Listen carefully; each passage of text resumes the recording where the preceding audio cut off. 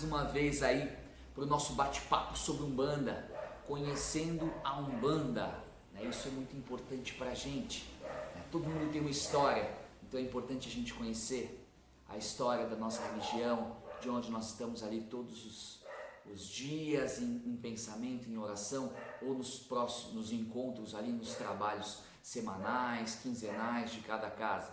Então entender a nossa história é entender tudo, é saber de onde eu vim e saber para onde eu vou, né? Então se eu quero saber para onde eu vou, eu tenho que ter muito claro de onde eu vim, a minha base, o meu tudo, né? Então vamos aí entender como o kardecismo, o espiritismo entrou no Brasil, e aí a gente vai entrar nessa figura ilustre chamada Zélio Fernandinho de Moraes.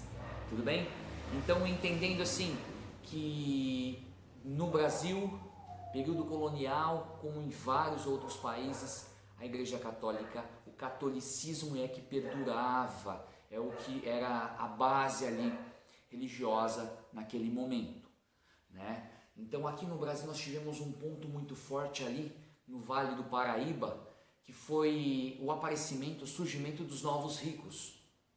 Novos ricos, porque eram os senhores do café, né, naquela região. Então eles começaram a surgir ali, de uma forma bem intensa, bem forte. E como todo, né, bom ser humano, nós buscamos sempre influências em outros lugares, né? Esquecemos que por muitas vezes existe dentro da gente algo que nos direciona e achamos que de fora é sempre melhor. E não foi diferente nesse período, né? A França passava pela sua Revolução Francesa, né? E o Brasil tinha um olhar extremamente assim interessado, né, pela França, pois tudo que era aplicado lá em Paris, né, depois que se tornou a Cidade de Luz, o centro cultural do mundo, né, tudo era trazido para cá, desde a parte da moda, as metodologias de ensino, tudo era pego da França e aplicado aqui no Brasil. Por esses novos ricos que tinham esse fácil acesso, iam aí com os navios para suas viagens até a França e chegavam lá, traziam tudo que tinha e inseria também um pouquinho, inseria em nossa cultura, certo? Então era tudo muito difícil, né, e inseriam aqui no nosso Brasil, né? O que a gente precisa entender é que esse foi o caminho também do Espiritismo. Que esse caminho do Espiritismo, né, essa porta de entrada para o Brasil foi a partir daí. Eu vou usar Espiritismo, mas a gente está falando do kardecismo, tá bom? As mesas brancas, como cada um queira falar.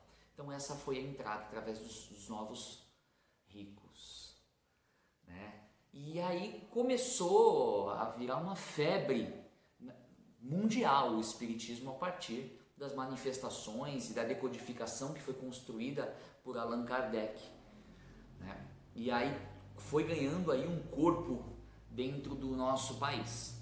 Só que tem uma diferença, uma problemática, que esse corpo que foi ganhando só foi pela alta sociedade, né? E muitos médiuns naquele tempo eram exclusos das atividades, das mesas, porque praticavam um baixo espiritismo. O que é esse baixo espiritismo que eles alegavam naquela época? Era a manifestação do preto velho e do caboclo dentro da religião. Porque como numa mesa kardecista, numa mesa ali onde era comandada pela alta sociedade, um negro iria falar, né, com um branco. E aquele branco que estava ali, né, conquistou a sua riqueza a partir do trabalho escravo, do trabalho daquele negro que estava ali. Então aqueles médiuns eram excluídos, eles não tinham direito de participar.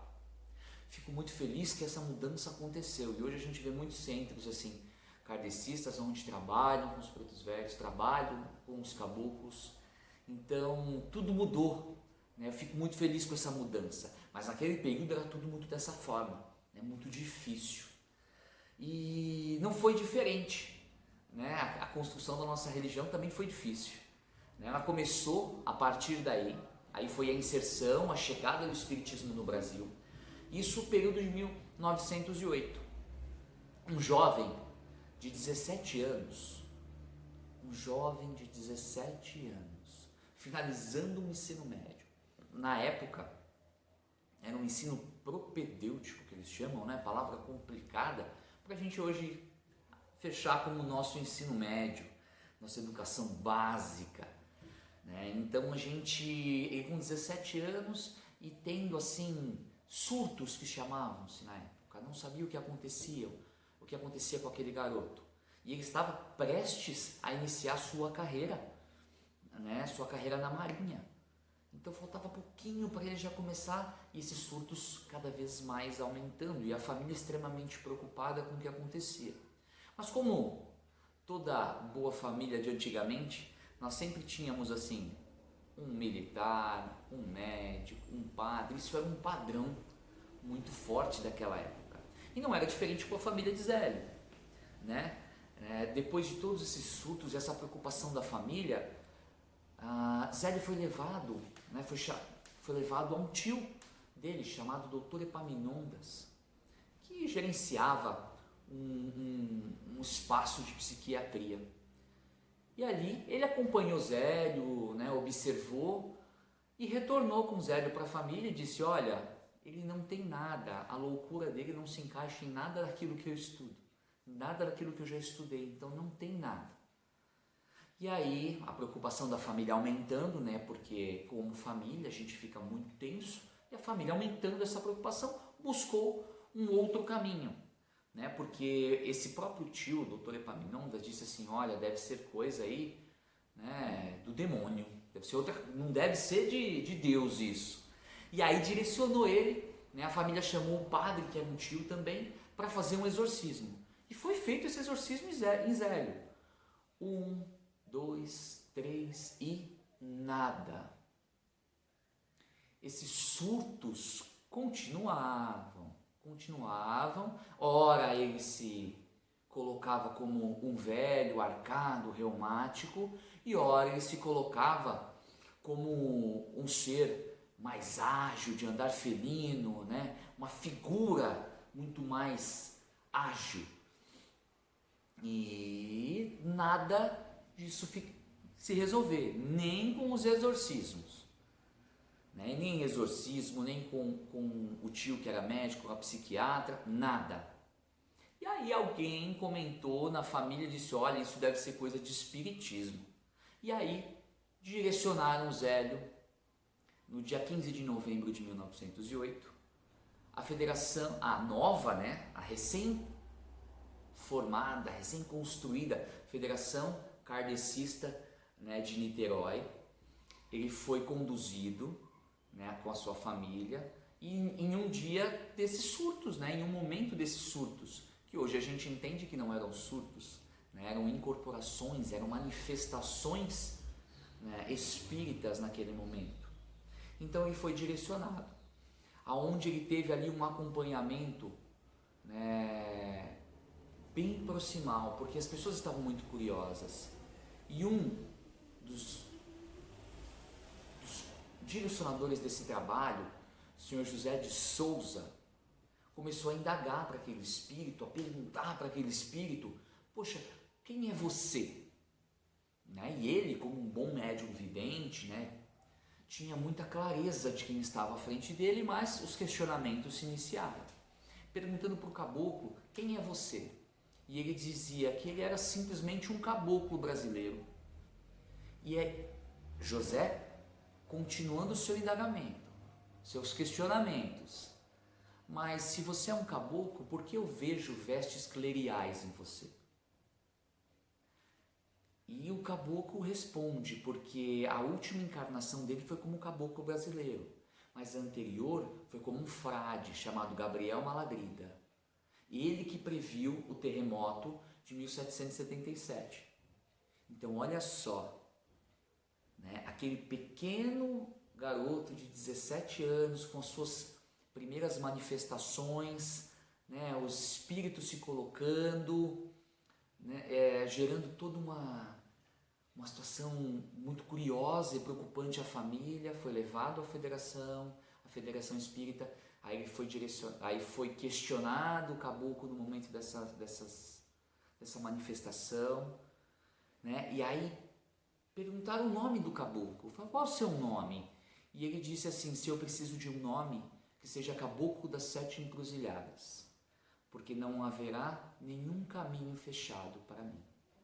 Então, olha a lucidez desse espírito que se manifestava, né? E ele disse assim, que no dia seguinte, na casa do aparelho dele, queria ter uma mesa posta para que qualquer espírito tivesse a possibilidade de se manifestar, que a nenhum seria negado a possibilidade de fala, né? Que com os mais sábios aprenderemos e com os menos sábios os ensinaremos. Então, uma colocação incrível de um ser, né, de um espírito, um guia extremamente iluminado, que através de um garoto passou a ser o prepulsor, né, o precursor de uma religião, né, que começou a fazer com que aquilo crescesse.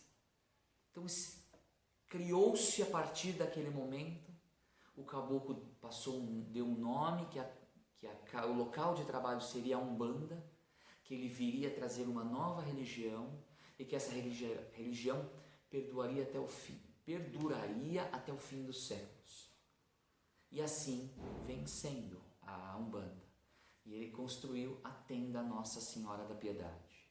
Porque assim como Maria amparou Jesus em seus braços, todos aqueles que procurassem a Umbanda seriam amparados também.